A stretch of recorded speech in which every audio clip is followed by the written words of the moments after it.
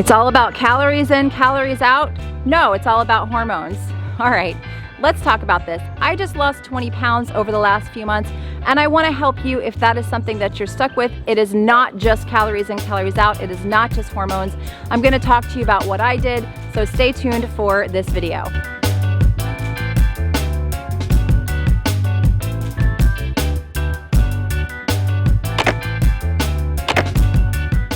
Welcome back, my friends. My name is Sarah. I am known as Carnivore Yogi. Thank you so much for being here and clicking on today's video. Today, I'm going to talk to you about how I have lost 20 pounds over the last few months, and it is probably not what you think. It's a little bit unconventional. So if you're stuck, if you're stalled out, then stay tuned for this whole video. Before I jump into the video, my quick little disclaimer, I am not a doctor. This is not medical advice. I am a certified nutrition coach, and I do offer coaching to people one-on-one. So if that's something you're interested in, there's a link in the description below. But this is not going to be advice for you. This is me telling you what I had to do in order to lose 20 pounds. How the heck did I gain 20 pounds without actually eating any sugar? Well, it happens all the time. That's why I made a video about it just a few weeks ago. So if you're wondering how I gained that 20 pounds, there's a lot that came into it. The pandemic definitely played a big role in that. But please do check out that video, because I do see this happen with a lot of women who approach an animal-based or carnivore diet. Not necessarily so much with men. Whenever I talk about this topic, men typically like jump down my throat and say, I don't know why you're overcomplicating it and making it so hard. And then the women thank me. Now that's a generalization. I have a lot of men subscribers and followers who make lovely comments, and I appreciate you guys, but definitely check out that video if you're like, how the heck did she gain 20 pounds without really eating any sugar? So now when it comes to weight loss, let me tell you about what I did last summer that did not work. Last summer, I decided I was up to my highest weight that I had been since my pregnancy. I was pretty upset with myself. And I said, you know what, I'm just gonna slash my calories. I'm just gonna do a calorie deficit, bump up my exercise, this will work. And the thing is that I couldn't sustain a calorie deficit. I did a few videos. There's a few videos last summer, and I'm laughing this morning because I just got a comment from a guy that's like, why are you weighing your food? Why are you measuring your food? It shouldn't be this hard. And I'm like, anywho, so that comment just came up on one of my videos last summer where I was really attempting this calorie deficit.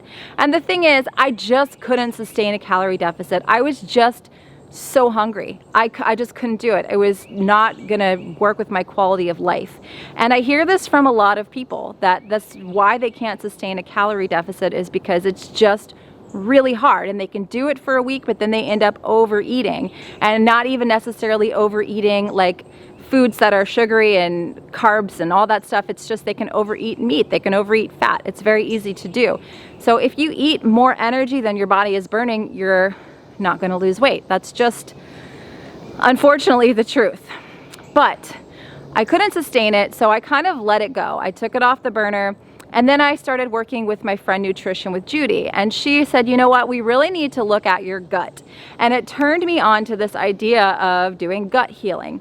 And at the same time, a company called Thrive actually reached out to me and asked me if I wanted to try out their gut test, their gut health test. I said, sure.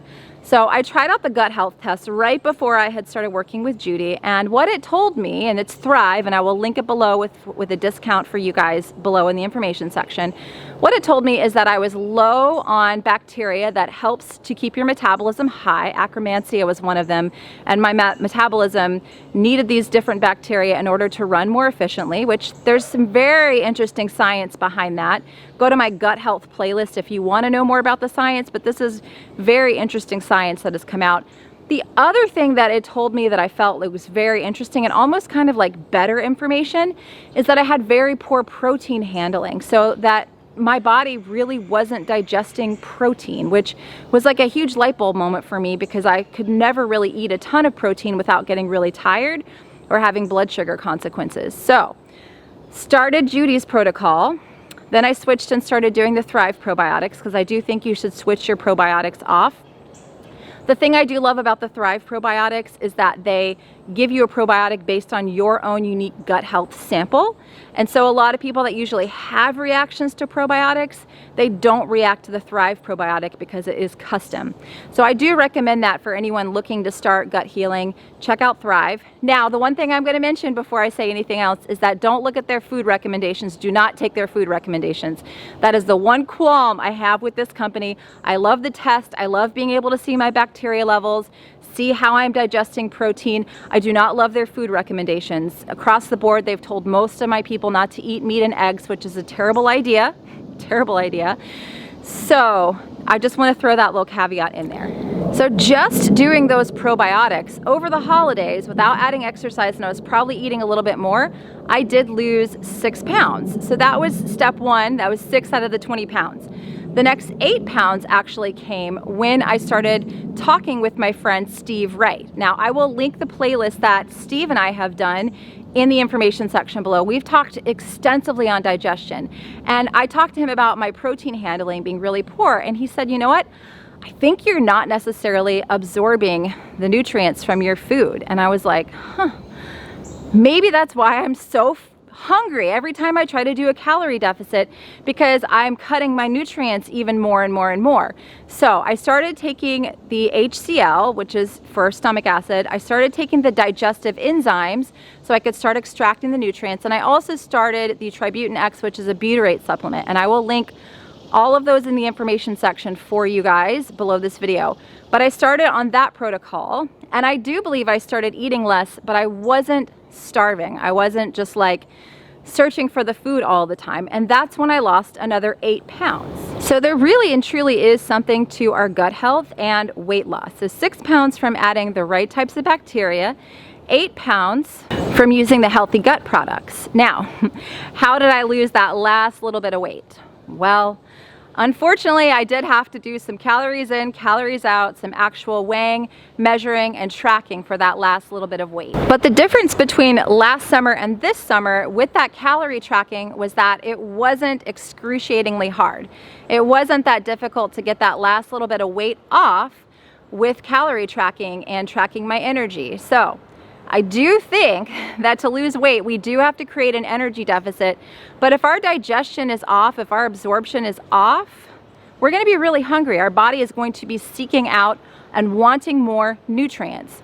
So if you are stuck, if you're stalled out and you have not started working on your gut health and looking into that, this could be a very real avenue for you to take. The last thing I want to mention here in this video is that I stuck to a mainly carnivore diet. Now, yes, at the beginning of this year, I started adding a few foods back in and experimenting with more of a keto or a ketovore type of approach.